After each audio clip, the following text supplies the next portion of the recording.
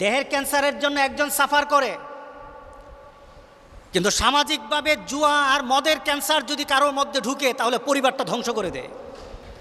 সে লোক বলছে, আমি আস্তে আস্তে এখানে আসলাম, 2000 টাকা দিলাম, কিছু টাকা পাইলাম, 12,000 টাকা পাইলাম, আবার ধরলাম 18,000 টাকা পাইলাম, আবার 18,000 টাকা ধরলাম, 13 লাখ টাকা পেয়ে গেলাম, আবার 13 লাখ টাকা চলে গেছে।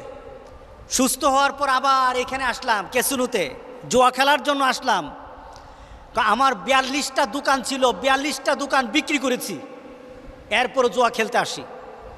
বলেন তো দেখি, এই 42টা দোকান বিক্রি করার কারণে ক্ষতিটা কি শুধু তার হয়েছে নাকি তার পরিবারের হয়েছে? পরিবারটা শেষ। এই বিপদ সৃষ্টি করেছে আমাদের দেশের কিছু চরিত্রহীন যারা শয়তানের আমল করে। আমরা দুই শ্রেণীর আমল করব। আমাদের মধ্যে দুই শ্রেণীর আমলকারী আছে। এক শ্রেণী আমল করে আল্লাহর। কার আমল করে বলেন? আরেক শ্রেণী আমল করে শয়তানের। কার আমল করে?